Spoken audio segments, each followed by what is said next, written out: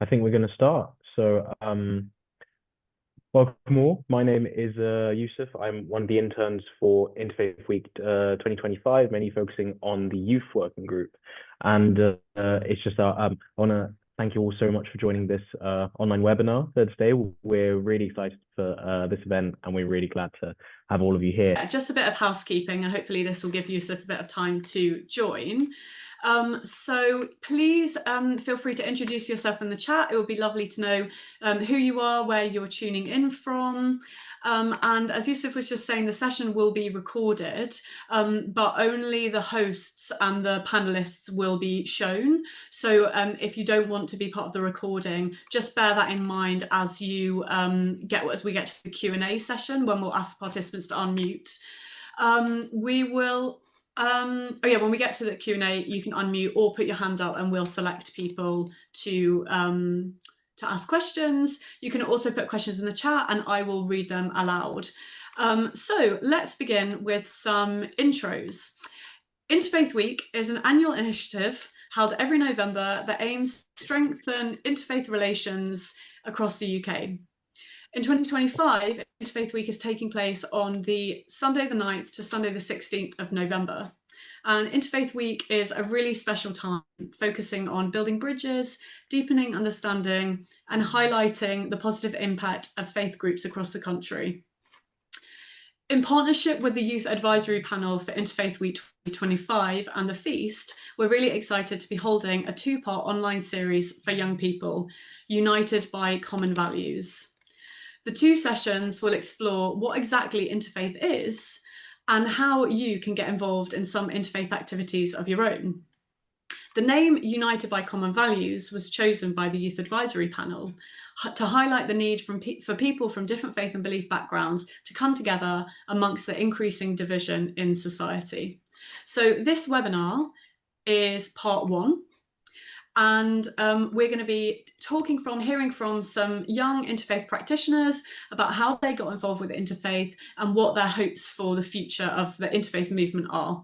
And then part two, which I'll talk about a little bit more about the end, will be an interactive workshop with the Feast, exploring how to do really good interfaith. That event will be during interfaith, and as I said, we'll share some of the details. So, whilst I'm hoping Yusuf will be rejoining us soon, so I can hand over, I'm going to I'm going to do some intros with our panel. So I'm really happy to be joined today by three amazing young interfaith activists: Tamsin Lester, Joshua Smith, and Jeeves Rahilla. I'd like to let the panelists introduce themselves. So I think we'll start with Tamsin, if that's okay, and then we'll go to Joshua and then Jeeves. Okay, hi everyone, I'm Tamsin and I'm the Interfaith Officer at the Union of Jewish Students, which means I work with Jewish societies at different universities in the UK to develop interfaith relationships with other faith students, and I'm calling in from London. Shall I jump in? Hi everyone, I'm Josh. I'm the manager for the West Midlands with the Feast, and we are a youth work project, which I'll tell you a little bit more about as we go through the evening. And yeah, I'm living in Birmingham, originally from Yorkshire, which I do miss very much, but I do love it here in Birmingham as well. Hi guys, I'm Jeeves, started an organisation called the National Multi-Faith Youth Centre, all about bringing young people together on university campuses, specifically from different faith and belief backgrounds. I am calling in from Cambridge because I'm also a PhD student at the university. Wonderful. Thank you so much for those intros. And we're going to jump straight into questions. All of you have obviously been involved with interfaith for a number of years now and are seasoned experts in the field. So I'd like to start by asking, why and how did you start doing interfaith? And I think, Joshua, can we go to you first? Yeah, sure. Yeah. Seasoned, I wouldn't describe myself as a seasoned expert at all, so thank you. But yeah, so how and why did I start doing interfaith? I guess, so I live in Birmingham. I'm a Christian living in Birmingham, so I suppose to a certain extent, if you live in Birmingham, and particularly if you're a person of faith in Birmingham, you are going to encounter other faiths, different faiths, and you'll have to decide how you're going to approach those encounters. So I guess from that point of view, I've been doing it for as long as I've been living in Birmingham, as long as I've been in the West Midlands, subconsciously at least, and thinking about how can I best interact with everyone, whether they share my faith or not. But I suppose a little bit more context and a little bit more detail. I've got a background in teaching, primary teaching, and I did a lot of supply teaching, and so I've been around dozens of schools in the area, and as it happens, a lot of them were Catholic schools. And a lot of those schools, the majority of the pupils were from Muslim backgrounds, and in some of them, not all of them, but in some of them, the school's policy was that everybody, no matter their own personal faith or background or their beliefs, the policy was that all pupils should participate in Catholic rituals or practices like the sign of the cross or reciting the Hail Mary and things like that. And it never quite sat comfortably with me that was just, you know, if you don't do this, then you're staying in at break time. It was that kind of attitude. I never quite liked that, and so I suppose I just think these children were receiving Muslim teaching at home or at mosque, and Catholic teaching at school, and they're just confused, and it's almost like they're two different people from two different faiths in those two different places. And so I guess, yeah, I'm not saying it's wrong to teach a faith that is different to yours, but to allow for different faiths to coexist. It was kind of while I was doing that, it was that I was thinking over it and thinking there's got to be a way for us to kind of to coexist and accept that we acknowledge that we have differences, that we have a lot in common, but we have differences as well, and to learn about the things we have in common, but learn about the differences as well, and not to force them on other people. So I guess that's kind of where I started thinking about it, and then, but more formally, have been working with the feast for just over a year. And whereas before I might have felt uncomfortable being in a room where differences of faith and culture weren't allowed to be acknowledged or celebrated, now I feel completely the opposite. And we at the feast have a tool that we use at every event we run called our guidelines for dialogue, and one of the guidelines is to acknowledge our similarities and differences, and that one alone makes me feel so comfortable, not just in my job, but in my encounters and interactions with people of both the same faith and different faiths to me. So yeah, that's a bit of my history working in interfaith. Thank you, Josh. And it's good to hear about that story of going from working in schools to then working with a youth charity. Jeeves, can I ask you to go next? Is that all right? Yeah, of course. So my interfaith background started when I was a child. So my mum is Hindu and my dad is Sikh. So I was brought up in a interfaith household, which was absolutely amazing. And I do want to shout out sort of Dahlia, who's running a sort of mixed heritage project at SOAS. And it's absolutely fantastic because there was, for me anyway, there was next to no sort of representation for individuals who come from interfaith families or mixed heritage backgrounds. And it's such an interesting sort of childhood because people ask you, oh, what faith, what religion are you? And they want a direct answer. Oh, I'm either this religion or I don't believe in God, but it's not always that easy. For me, I felt as much Sikh as I did Hindu. I went to the Gurdwara just as much as I went to the Mandir. I would take part in different Sikh prayers and celebrations just as much as Hindu ones. And it would be a really fascinating childhood and I'd absolutely love it. But then again, like I say, I would have conversations with my friends from school and they would say, right, exactly who are you? And it was really challenging sort of growing up in that sense. But then, yeah, so that was sort of the start of it. So I was really used to sort of interfaith. But that sort of led me to creating the National Multi-Faith Youth Centre, which was one of the things which we really wanted to represent in the charity, which is essentially this identity cocktail, I'll say, where individuals don't necessarily have to define themselves as one religion or the other. They can still be represented in interfaith spaces as being the identity that they are, which is a cocktail of both, which is quite interesting and something which I think wasn't, as I've said, mentioned, fully representative in the other charities and organizations that existed at that time. I started out working for Faith Forum for London. This was back in 2019, which is an absolutely fantastic charity and is involved in sort of the Interfaith Week set up now with Faith and Belief Forum and a lot of different charities as part of a coalition. But again, I think the individuals that ran that charity, though they were absolutely amazing, and they had the best intentions. Again, it was just very natural for them as well to want to pigeonhole people with a specific faith. And I do think that organizations that I've been a part of still sometimes do that. Like when they think of like panelists, they'll still be like, right, we need this specific faith panelist or that specific faith panelist.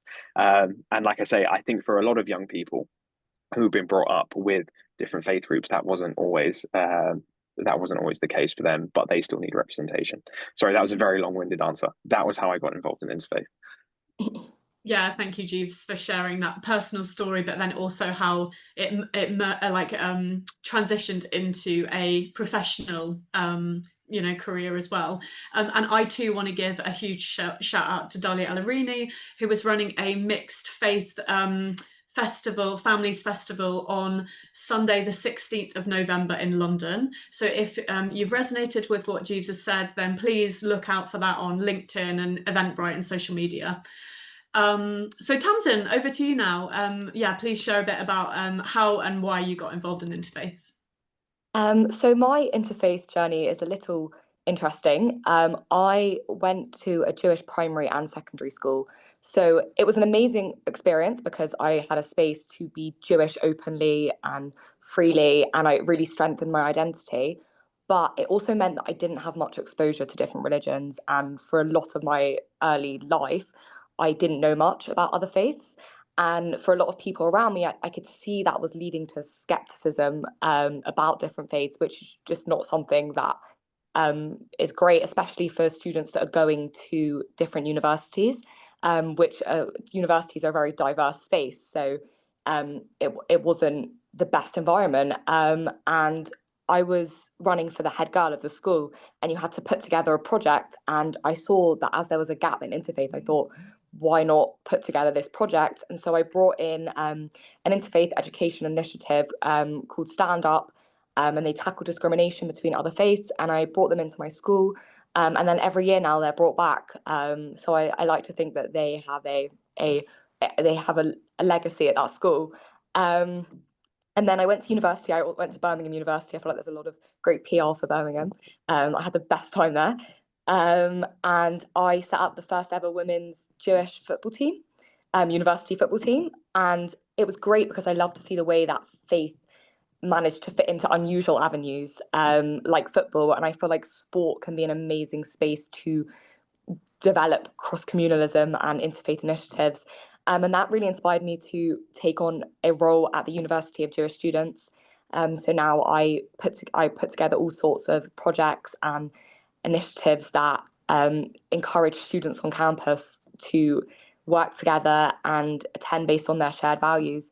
I'd also just like to preface that I'm not an expert in interfaith, and I hope in some ways that encourages you all, because you don't need to be a specialist on interfaith to be involved. You just need to be keen. And if you're keen, that's all that matters. So yeah, that was my story. Thank you, Tamsin. And already such a strong message for our listeners. I think that you don't need to be an expert, you just need to do it. And in a way, I think that's what makes everyone an expert.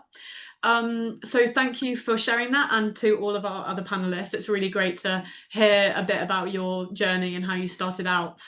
So now the whole point of interfaith is bringing people together and building those bridges that ultimately bring a sense of unity and cohesion to our communities. So the second question for all of you is, can you share with us a story or a very meaningful interfaith experience that you've had, which really highlights the value of these interfaith encounters?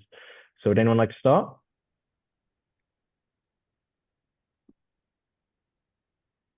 Don't mind. Okay, Jeeves, go on. Let's go for it. Okay, so my meaningful encounter.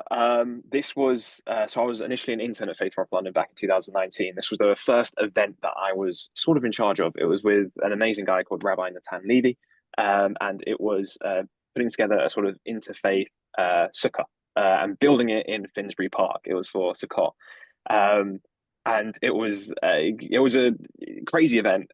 We tried to sort of bring materials, but then we couldn't. It just didn't work, just fell apart. It was me and him putting it together. So then we were literally going around Finsbury Park looking for like a wood to create this this sukkah. But anyway, ended up being a fantastic event. We ended up making it work.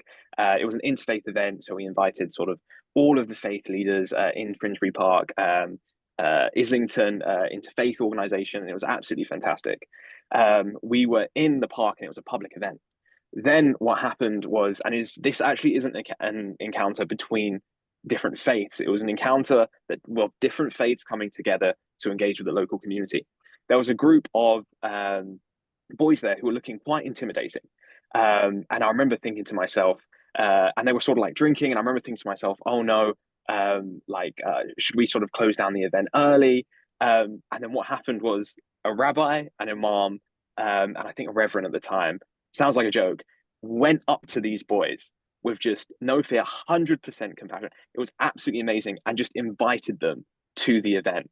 And then before you know it, the boys were there mingling with everyone. And then they were literally asking for photos. And it was just, that made me fall in love with interfaith, because it just made me realize that we are all human. It was united by common values, which is exactly the name of this event. And from that moment on, I knew I wanted to dedicate my life to the interfaith cause. Right, that's me. Sounds amazing. Thank you. Tamsin, would you like to Absolutely. go next?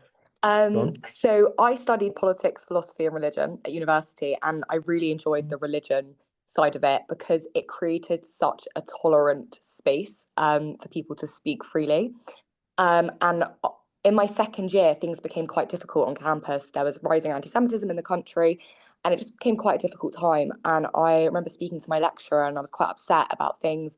And there was this Muslim student in my course that overheard the conversation I was having. Her name was Jua, and she came up to me and she offered her support and her empathy. And then after that, we would meet after our lectures to talk more just about life, all sorts of things. We planned shopping trips, but we'd also just sit and talk about all the similarities between Judaism and Islam. We talk about the food we couldn't eat, and we would laugh about all this stuff. And I think those conversations became a real source of comfort because it gave me hope that not everything in the world was negative, when at a time when I thought I was seeing a lot on the news that was really disheartening. And it just showed me how important like having a genuine connection can be in it, and that's actually reality and not what we see on the news. So that just really inspired me, and yeah, that's my story. Amazing. Thank you. Then, yeah, having been involved in a lot of Jewish Muslim stuff before, that no bacon rule really binds us all, I have to say. Yeah. Joshua, would you like to go next? Yeah, I wonder if I could be cheeky and have two stories that are kind of like there's crossover, but go on, please. Yeah, so the first one that comes to mind is well, it's not as at one specific time. It's over a period of months with a Muslim colleague that he's moved on now actually, but we're still good friends. And when we work together, we'd often have discussions and conversations about our faith, and it'd spark from something really simple, like something we're talking about work, and I'd ask, oh, do you think this would work from your point of view as a Muslim, just think things like that, a really simple question, but then we'd end up chatting for an hour and do no work that afternoon.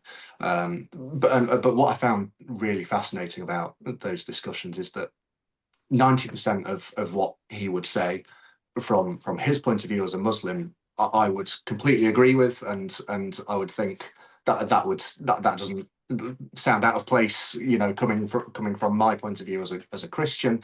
So we've got so much in common, but the 10% that we disagreed on was really, really important, and that 10% in our case, in the between the two of us, was Jesus and Muhammad, and Jesus's divinity and the messages that Muhammad received from God, and because Jesus is a huge part of me and of my faith, if I were to turn my back on that just to so as not to offend him or whatever, I'd be turning my back on a huge part of who I am, and the same for him with the Prophet Muhammad. So yeah, but the great thing about these conversations is that I learned so much about myself as a person, as well as about him, and his faith and his culture.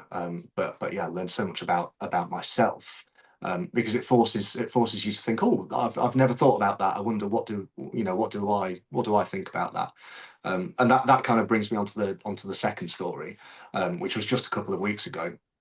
At the feast, we do a lot of work in schools, and I was running a faith walk, so just walking around the local area with a group of girls. They were in year 7, and looking at all the places of worship and learning about them and visiting some of them. And so yeah, we were in the middle of this faith walk, and I was chatting to one of the girls on the journey who was a Muslim, and she started talking to me about her faith. And said, "Oh, did you know we believe in Jesus as well? And we just have a different name for him. We call him Isa." And I was like, "Oh, okay. So what do you tell me what you believe about Jesus?" And that the conversation carries on. And she says, "Oh, we believe in Moses as well, and we call him Musa." Like just all these things. And she's telling me it was an amazing conversation. It was fantastic. I really enjoyed it. But then she ends the conversation by saying something that I might butcher the quote a little bit, but it was something along the lines of, I learned so much more about my own faith just by chatting to other people and learning from other people about their own points of view and their own beliefs and their own faiths.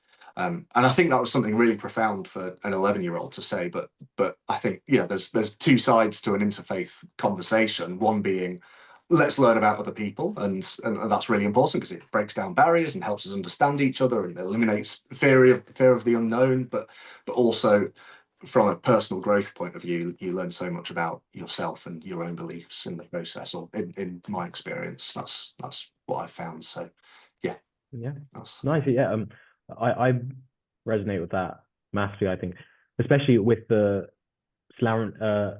similarities part, because I always say with like Jews and Christians, we've got the vast majority of the same prophets, same books, really same basic beliefs, and that similarity. I mean, the story with me personally was I got invited to a Friday night dinner with Roy J, because the President Reuben was just an absolute sweetheart, and there, we talked about culture, various holidays. We saw that our families are all very, very sort of similar, but very sort of annoying aunts at festivals, cousins who you relate with, cousins you don't particularly like.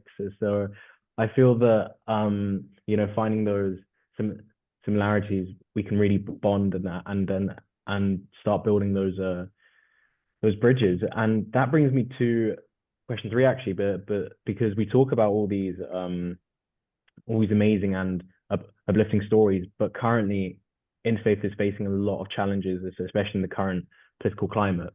So my next question to all of you is, what do you think are the key challenges to currently be involved in interfaith? If anyone would like to start with that. I'm happy to go. Tamsin, go on.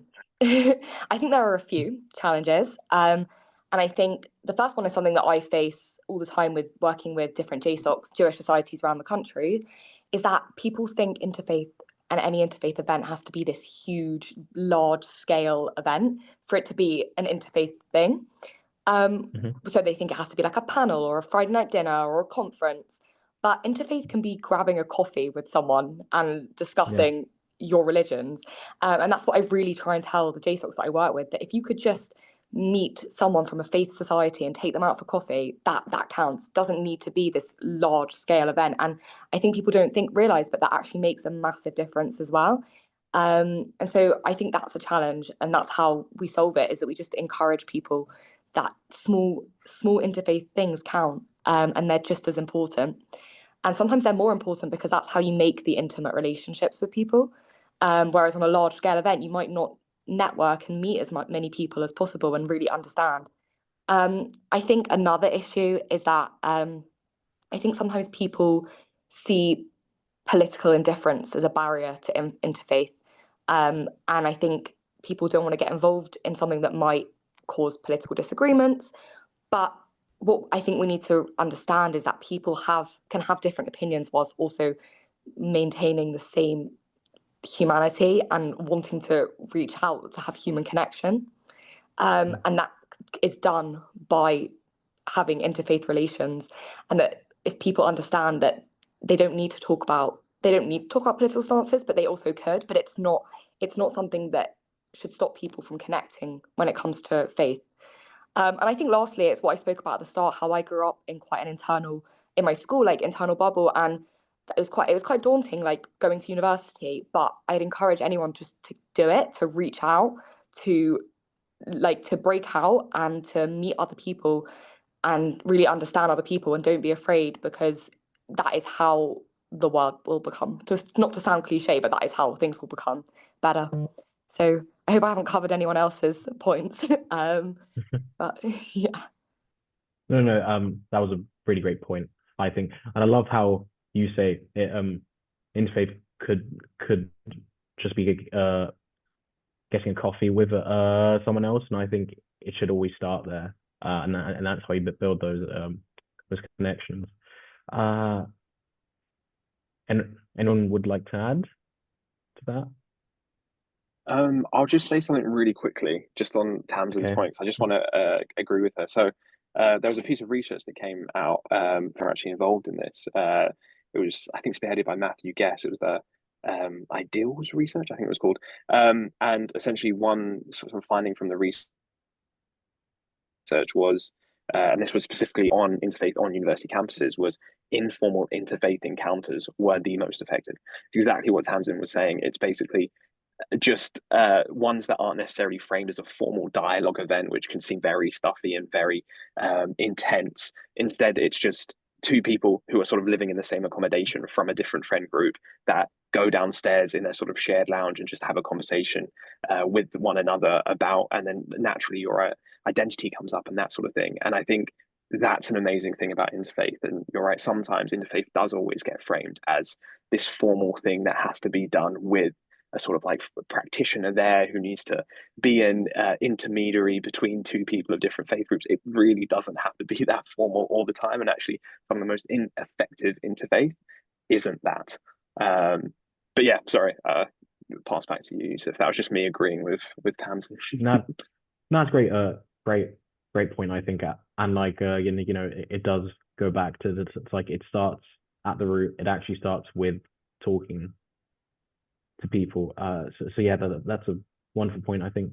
Joshua, do you have anything to add there? Yeah, I suppose I kind of think yes, talk absolutely. Yeah, talking is essential, and and sharing our beliefs and faiths.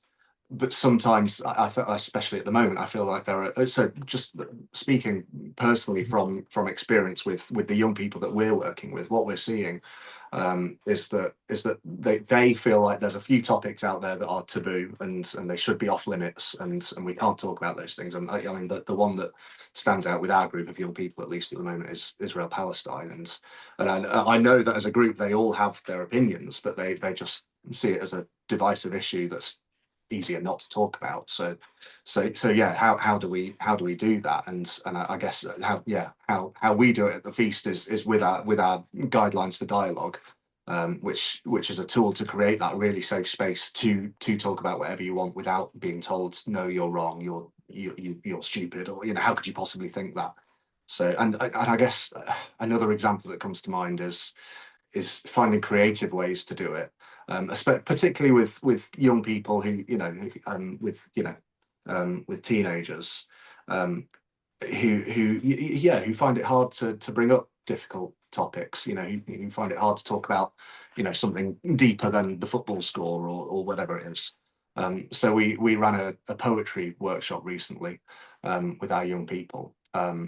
So it's the Birmingham Poet Laureate came to run the workshop, and I do check out the work. She's amazing. The young people had free reign on what they wanted to write about, and there were some great poems. But one of the boys wrote all about Palestine, and it was so powerful. And this boy in particular is a boy you wouldn't have expected to share what's on his heart at all, but having that creative and really safe space to share his opinions was so incredible for us all to see. So yeah, providing that safe space, I think, is essential, because I feel like they are few and far between. So yeah. So Josh, do you think then that there may be a challenge facing interfaith, but is that lack of nuance then? do you think? Yeah, I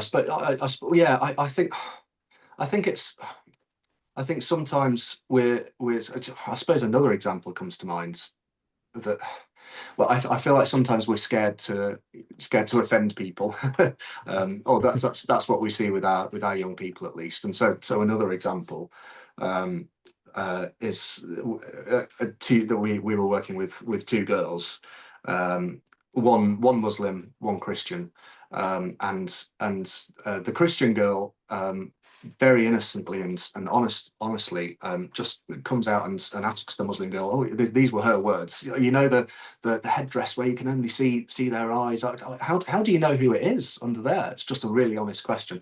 And then the other girl, the Muslim girl, says, oh, well, you get to know their voice and maybe you recognize their eyes, and you know, you just get to know who it is over time, you know. And then the Christian girl says, oh, right, did you see EastEnders last night? And it was just like such a natural part of the conversation.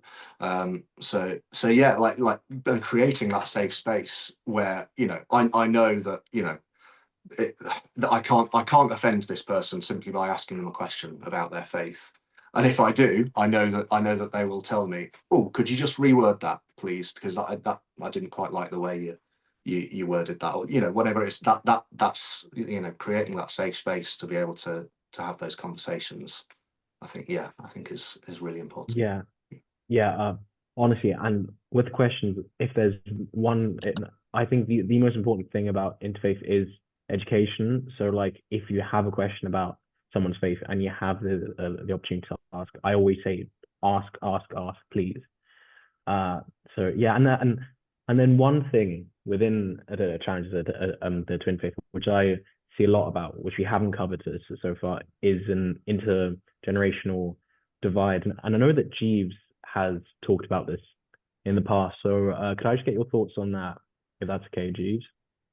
Yeah, I mean, Yeah. this is a burning complaint that I have with the interfaith sector, which is the intergenerational divide. I mean, to be honest with you, I'm going to switch it to a positive. It's changing. Like, it really is. And especially in the interfaith sector, as practitioners, there has been a huge changing of the guard, which I will say very publicly, I welcome.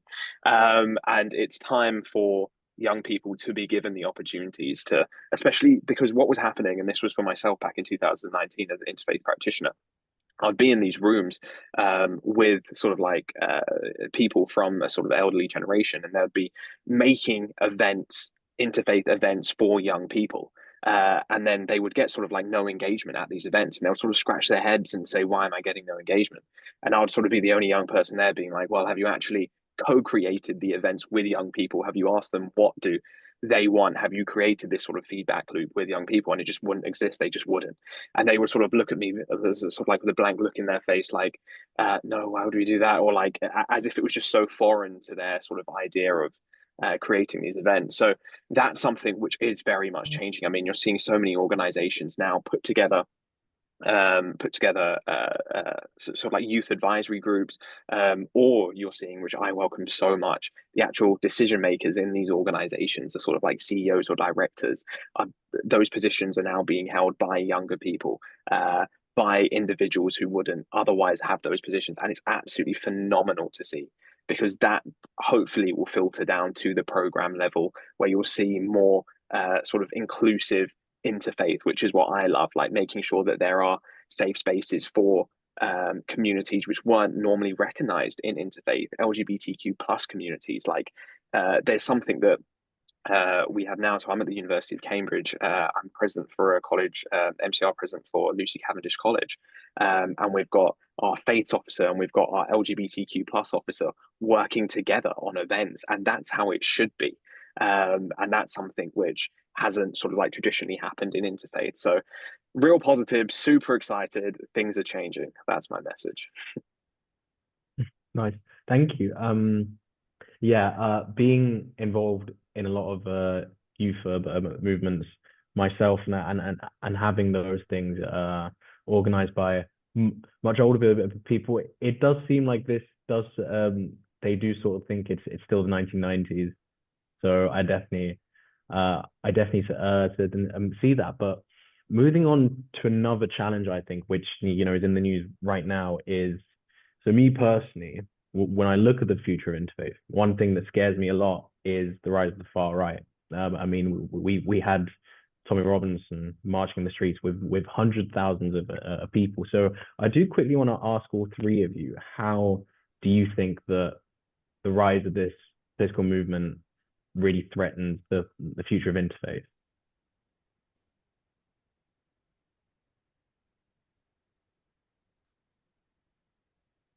I guess if I can jump in, Yeah. I suppose, yeah, it does, doesn't it? It's hard. Yeah. And Yeah. a lot of what's being spread at the moment is that certain faiths are not compatible with British culture or modern culture. That's what's being said. But other faiths, you see the far right marches and protests in London, and they're carrying crosses, and so it's, there's a mismatch there, and it's on it's almost like, I feel like we're preaching to the converted a little bit, I suppose. Yeah, I'm absolutely preaching to the converted, but we've got to, as a country, we've got to realise that if you want religious freedom, freedom of speech for your own faith, whatever your faith is, then that has to surely has to be afforded to all faiths and all beliefs, and no faiths, and and other points of view. That has, so yeah, that's I think that's one of the big challenges, I think, is the danger of shutting down certain groups of people just because of their faith, or not their faith, even their culture or their ethnicity, or whatever it is, and it's a slippery slope. It's seen by certain groups of people as that will solve all of our problems, without realizing, well, no, if I take away that person's freedom, then I don't have freedom either. Can I jump in on that, if that's okay? Yeah, sure. I completely agree, and I think one thing that is important to remember is that, as we can see in the media, the predominant argument of the far right is Islamophobic, and a lot of the stuff that we've been facing at the moment is that people like Tommy Robinson are quite supportive of the Jewish community, and I think that is something we really struggle with, because just because they might like us now doesn't mean that they will necessarily like us in the future. And also, we have a responsibility to look after our neighbours, and that even though we might not be being targeted now, we have just as much a responsibility as fighting anti-Semitism as we do to fight Islamophobia.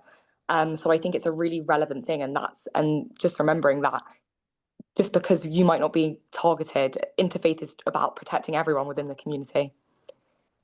Yeah, definitely. I think one thing about the current far right movement is it just doesn't benefit faith in general right now, I think, because for example, Joshua mentioned that a lot of the people marching with crosses, and it's just a very clear perversion of Christianity, and it's making Christians look bad. It's hurting Muslims, it's hurting Jews, it's hurting Hindu, Sikhs, or all faiths. So that's just, that's a huge challenge right now, I think.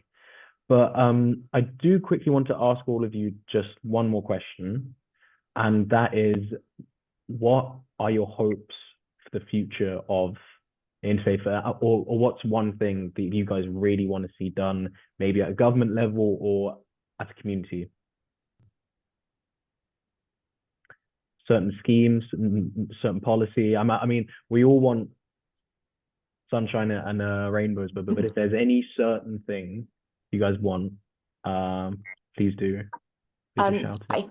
I think what I'd love is to see more of the work that Joshua and Jeeves do, and I think Joshua spoke before about facilitating conversations where people disagree, and something at UJS we talk all about is productive discomfort, and having conversations with people you disagree with, but still having them. And I think I would love to see more of that in the education system and in spaces where people can have disagreements, but it doesn't necessarily have to mean that they are cancelled or that they are not like they're not a good person, because in the end we all have a lot of shared values and we all have humanity at the end of the day. So yeah. We're all united by common values. Yeah. You can, you can say that. Go on, Jeeves. Yeah, I would agree with that. I think, and this might be strange to come from an interfaith practitioner, but there's this scene in Ted Lasso where he says, "Be curious, don't be judgmental." But it's exactly that, right? It's like lead with curiosity rather than judgment, and don't be afraid to.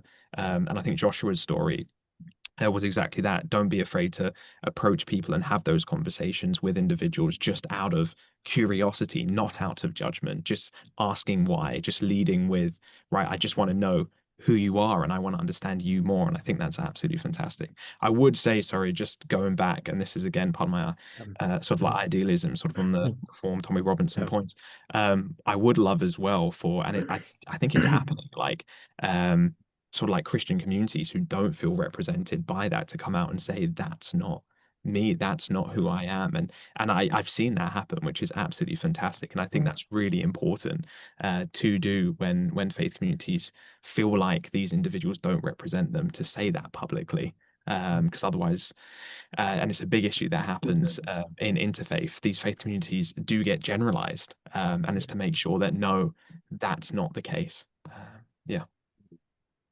Yeah, definitely. I think I mean, as a Muslim, you know, I've had to say a lot like hey, we're not all like Islamists, but we're like, you know, we're not here to take over on like any, you know, Tommy Robinson that says it. So yeah, I really feel that. Thank you, Joshua. Yeah, the thing that comes to mind for me in terms of the future of interfaith is the fact that I feel like we people in the interfaith community are very good at meeting together at evenings like this, or you know, things like that, and we you know, talk in the way that we have done this evening, and we all agree, and you know, and then leave, and we are preaching to the converted to a certain extent, and so I guess yeah, I noticed a question in the comments about. So Lauren said her own community is turning inwards, and that's something that I feel like I have seen with some of my Christian friends when I tell them what I do for a job.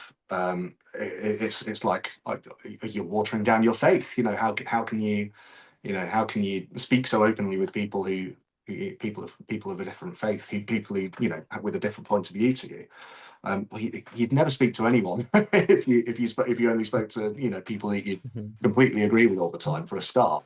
But so yeah, that's an issue. So, speaking personally, that I see from you know, with my Christian friends, at least. But then you know, with those people, I have a conversation with them. I explain a lot of the things that, you know, maybe I've already talked about tonight, or you know, some of the things that we do at the feast, and then you know, hopefully they can see the benefits of us as individual faith communities, you know, joining together, but you know, but also the benefits for society as a whole as well. And I, you know, so I can only speak for my experience with my Christian friends, but I'm sure there's, you know, other people have felt the same thing in their own communities. Because we do, when we come to these evenings, we see a bunch of people from different faiths who are all on board with interfaith. So yeah, but yeah, hearing what you said, Jeeves, about how the landscape is changing is very encouraging. So hopefully things are moving in the right direction. Amazing, yeah. I don't think we've got anything else to add.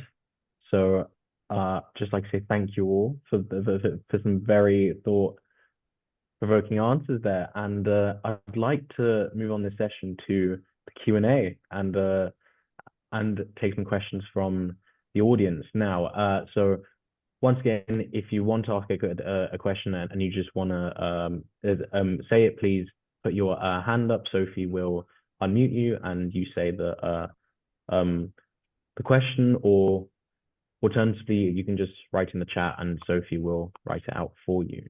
So if we'd like to get our first question. Yeah, actually, just whilst people are getting their ready to put their Zoom hand up, maybe we can start with one that came up in the chat that I've kind of turned into a question. So somebody asked about the need for talking about difficult topics, I think in response to something that Josh mentioned. So turning that into a question, how do we talk about difficult and controversial topics well within interfaith?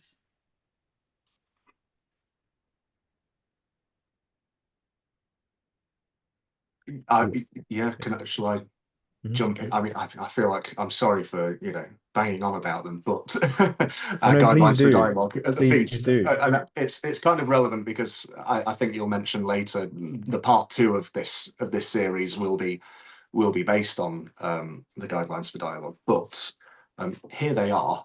Oh, you can't see them because it's words, but you'll see them at part 2, and they're so simple. They're really not rocket science.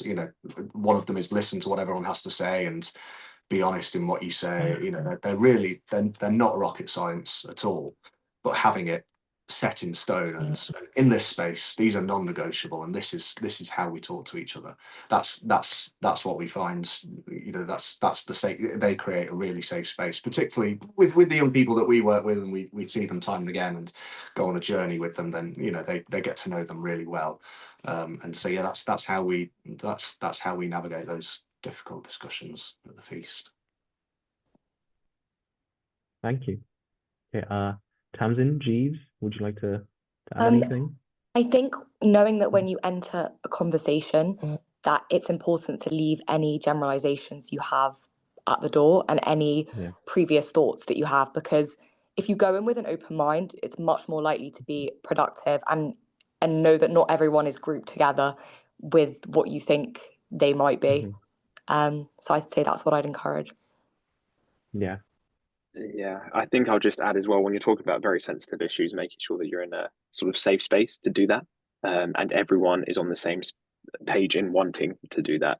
I think sometimes we engage in conversations with individuals, and sometimes someone comes with you with a very sensitive question and you might not be in the space to have that conversation. I think making sure that two people are on the same page around that conversation, especially when it's a sensitive issue, I think that's really important, and making sure that the safe space is defined between the two parties or more involved.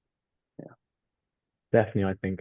And when I was the YAD fellowship, actually, you mentioned safe as spaces, but I think spaces also need to be safe and brave, and that's what we talked about there. You need to be safe, but you also need to be brave to, like Tamsin said, ask those uncomfortable questions, make your voices known, and should show real respect for one another.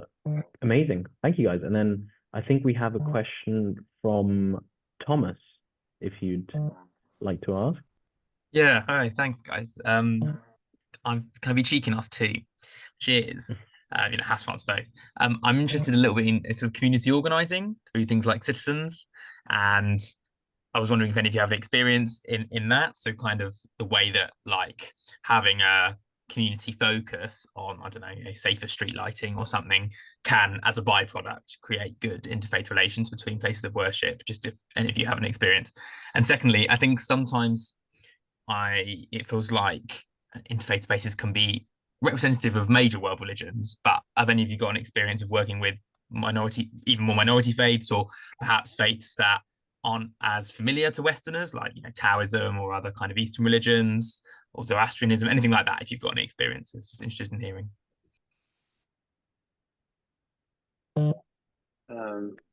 Amazing, thank you. Would anyone like to start?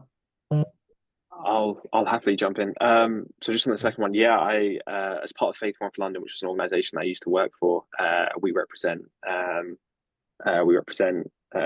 9 sort of faiths, the 6 sort of major faiths, but also Zoroastrianism, Baha'i, and Jain. And it's really interesting learning about those sort of faith traditions, because they're not necessarily I don't think, I mean, I did sort of RE a long time ago, but in the sort of RE general syllabus. So again, it's really, really interesting sort of learning about those on the go, because especially when you're doing sort of like general, even now, like I'm doing a PhD in theology at Cambridge. Again, like you're not going to find, or it's very rare to find a Zoroastrian specialist, even in the Cambridge sort of like Faculty of Divinity. So yeah, it's really interesting, but there are organizations out there and they do still have infrastructure within the UK. So it's really important to include them in those spaces. Like the Zoroastrian community, there are some absolutely phenomenal sort of like Zoroastrians that we've engaged with, Lord Bill Moria being one, who's the founder of Cobra Beer.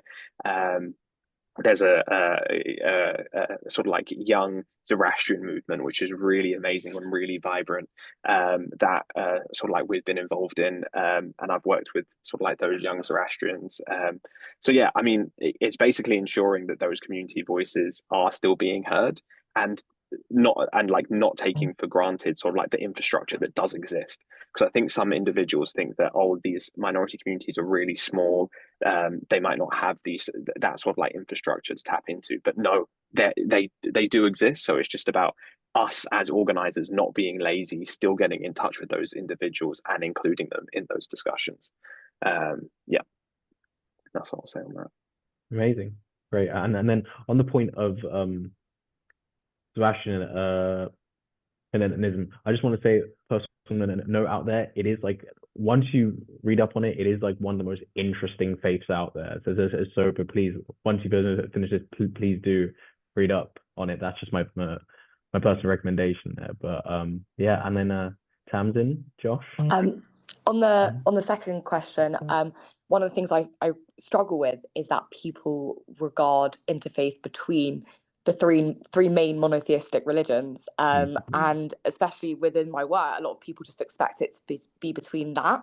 And I know that we're really eager to do so much more and build those relationships, because there's a lot of infrastructure already in place. Like we have the Council of Christian and Jews, and there's a lot of organizations that are doing amazing work, but there isn't work necessarily being done for other smaller minority religions. And so I know we're really keen to do that. Great, thank you. Josh? Yeah, going back to the first question, which was kind of how have we seen work done, interfaith work to benefit the community? Was that kind of the gist of it, I think. Yeah, I mean, we at the feast yeah, we encourage our young people to do exactly that, you know, with things like litter picks, and you know, with doing all sorts of things. That we've done some work with the Canal and River Trust to clean up the local canal, and then thinking more in terms of schools work. We've recently we had some funding from the Violence Reduction Partnership to run some sessions with the aim of reducing violence against women and girls, and it was fascinating. And so they said that they funded various different projects and organisations, and they were all, you know, doing things like, you know, telling the people in the pupils in school, you know, don't carry knives and don't do this, and that's, you know, that's obviously, you know, that's great, but where the feast came in was well, let's think about you as a person and your beliefs and your identity, and look at how that, you know, does that match up with the way that you maybe sometimes act or speak towards female members of staff at school, or female peers, you know, whatever it is, you know, and so that was really interesting. But yeah, the part that faith had to play in that, you know, I'd say at least 75% of the young people that we were working with through that project had some sort of faith background, and when they actually start to think about their faith, it's, you know, they start to realise, no, what I'm doing doesn't match up with what I actually truly believe and what my values are. So yeah, that was an interesting project, which, you know, we hope did benefit the community. Thank you. Okay, thank you all for those answers. I think the next question will come from Mohammed. Yes, thank you so much. Yusuf and everyone else. It's a pretty interesting discussion that you people are having, and I, based on my experience as well, I think that this is also one of the more productive and genuine knowledge based discussion that I'm hearing, because I've heard a lot of these discussions, and generally it's a lot of people willing to express their surface level knowledge on the topic to be added to the discussion and not having a very nuanced approach to it. My question was, what do you think is the impact of the pandemic of cancel culture on having productive and difficult discussions like these? Because in my experience while growing up, I believe the only reason that I progressed so far was because there was no cancel culture when I was younger. If there had been one, I think I would have been cancelled while growing up, and then there would have been no progress at all. So, what role did it play in suppressing these discussions, isolating them into tiny spaces where just a few like-minded individuals, they sit together and they agree on things instead of it going out to the wider community where the problem really persists? Thank you. Very, very interesting question there. Who would like to start? You can start. Tamsin, Sorry, go if you No, want no, to no, go. you go, you go, you go, you go, you go. I think it's quite a difficult question, because I think there are pros and cons to cancel culture, as people call it. I think the intention of cancel culture was to create a tolerant space, because by removing people that are outrightly intolerant and inappropriate, which I completely understand the intention from it, I think the negative aspect of it is that it's removed people's ability to be curious and people's ability to ask questions, and potentially sometimes that can come across as rude, but it's due to them being necessarily naive and not informed. Which I think, if people understand that it's not coming from a place of hatred, it's coming from a place of pure naivety, then I understand. Then I think that it's limited it in that sense.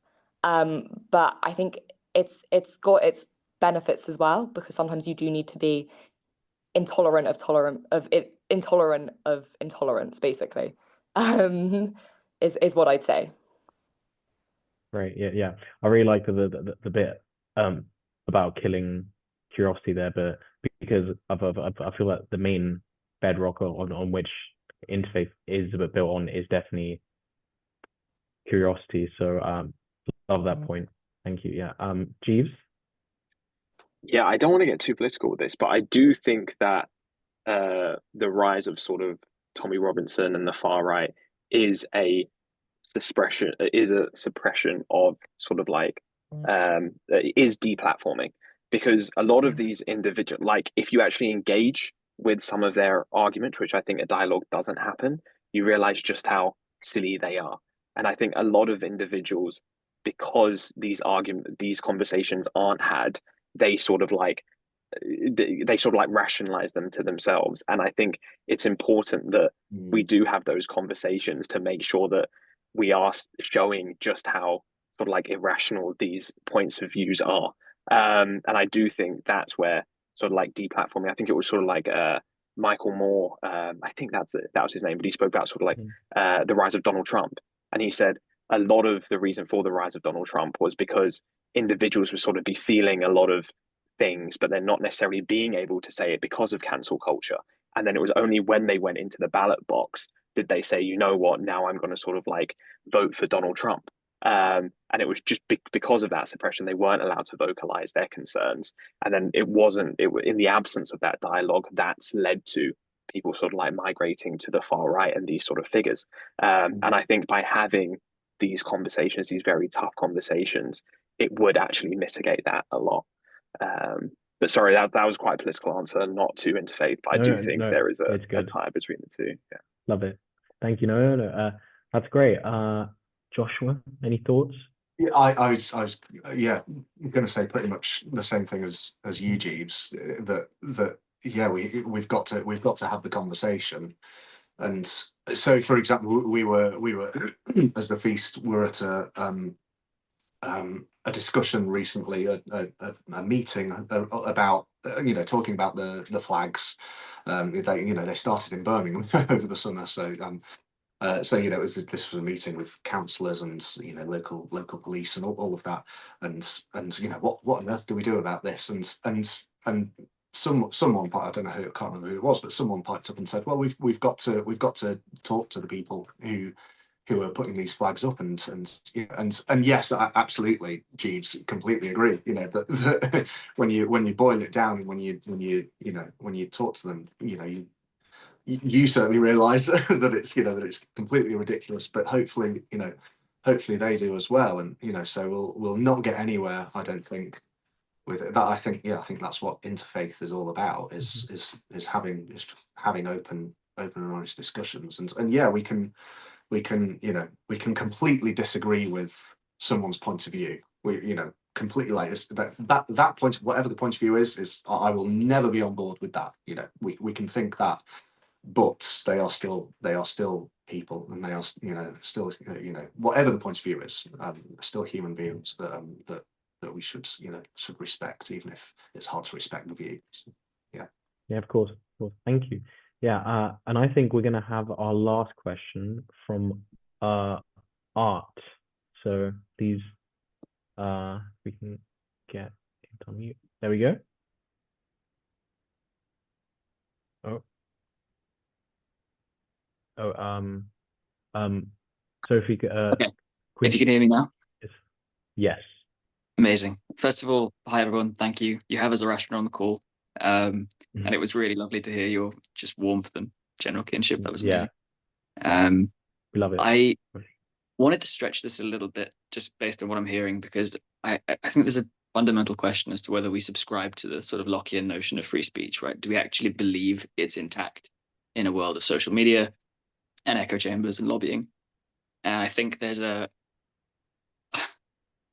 without being too cynical, I struggle a little bit with it now, particularly in the sense that people's attention, people's sort of, it depends how Lacanian you take it, but if you take the approach that language shapes reality, then the things that people are exposed to on a regular basis begin to construct things that really begin to look like truth, right?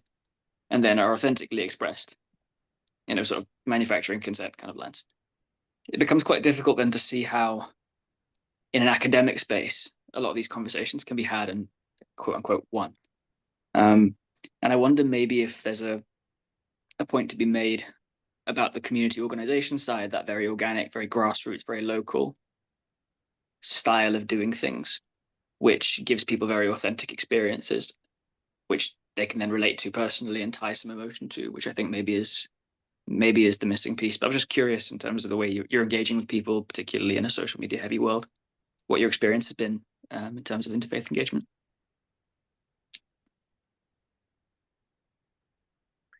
Thank you. Would anyone like to start on that?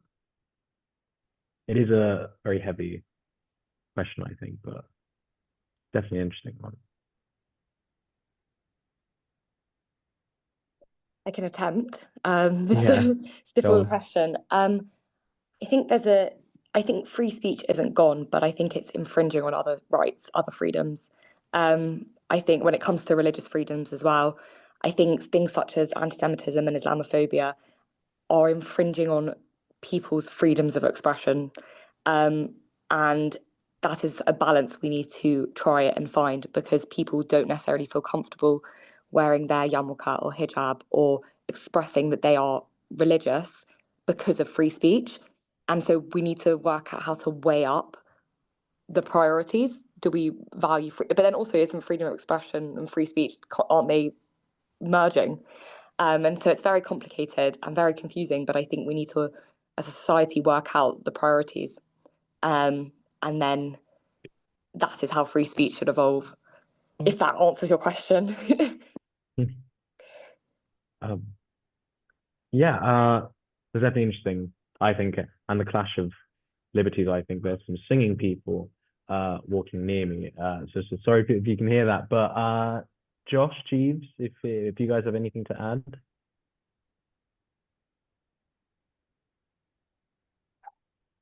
Do you want to go, Josh? you go first. I think it's really interesting. I mean, Art mentioned social media at the end as well.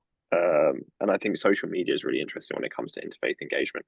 How you use it, I have no idea. I don't think anyone in the interfaith sector has sort of worked out the right way to use social media in terms of engaging with these conversations. I think sort of like social media, and it is essentially, especially Instagram and TikTok, it's a huge part of how young people get their news and sort of like educating young people around these sort of issues. But I think interfaith organizations, interfaith practitioners, I don't think you'll get many who actually have a really vibrant social media account. So I think that's still something that we're trying to work out how, because it's the interfaith practitioners who do sort of understand that nuance as well.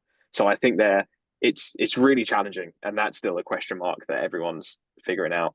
I think from the wider point around inclusivity and freedom of speech and that sort of thing, it's really interesting, especially now. I think, not to get too academic with it, but the conversation around sort of like secularism and pluralism and religion, and how it works. Because in France, for example, they've got a very different form of secularism to us, and I'm sure they would claim that theirs is inclusive.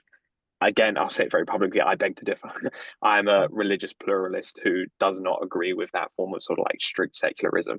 So it's very much looking for what's the right balance of freedom of speech, freedom of expression when it comes to religion, pluralism, and yeah, it's a big juggle. I don't know if that's helpful at all, but yeah, over to you, Joshua. Yeah, I think, I don't know, I find it a really hard question to answer, just because you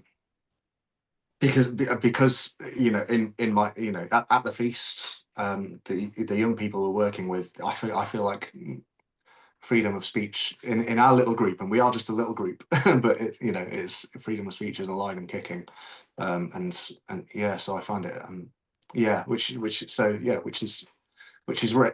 great. Good for me, good for the feast, good for us, but yeah, so that doesn't help on a, you know, on a wider scale, but yeah, it's I think that's, yeah. Oh, Art's talking. Thank you. He's muted. Yeah. Now, looking at the time, actually, we might be able to very quickly fit in one more question. I know there's one in the chat. Would Sophie just like to read that out? Yeah, absolutely. Thank you so much for all those questions so far. We've had a few questions in the chat, so I'm going to kind of group them together, and I'm going to kind of pick up on the ones specifically around young people, because obviously this is a event specifically for 18 to 35s. Some people here will have never done interfaith before, and some people will be kind of seasoned activists and professionals. So one of the questions in the chat by Shida Tanhi was, what role can young people have in tapping into the wealth and knowledge and wisdom, values and experiences to foster collaboration and to contribute meaningfully to the betterment of society? So I know that's a bit of a kind of long question, but Shida's actually summarised it as, what unique capacities do young people bring to the interfaith movement? And then linked to that, Ying has also asked a question about how practically can young people get involved in interfaith activities? So hopefully this is kind of a good question for us all to end on, given that this call is youth specific. Can I jump in, sorry, with 2 points just on that? Number one, I would answer that question by just sharing your lived experience. That's the best way that I say for young people. What can they offer to these spaces? Just share who you are, your lived experience, what you think. That's what I say to people who put together sort of youth advisory boards. And I speak to young people and they say, oh, how can I advise this organization? What can I give? Your lived experience is enough. That's exactly what's missing from so many different organizations and so many different spaces. In regards to how young people can get involved, I know there's interfaith that's going on. So put together an interfaith event on your university campus, at your school, at your sort of like place of worship, wherever it is, put together and be bold and put together that event. And like we've said during this call, it doesn't always have to be around sensitive issues. It can be just quite informal. Thank you. And then I think, especially with experience, I think a lot of the time I've learned so much about other faiths and gained much more of an insight and then a lot of empathy as well through just hearing other people's experience through that. So I think again that's like one of the main foundations of interfaith. Yeah. Tamsin, Josh, if you'd like to go next. Right.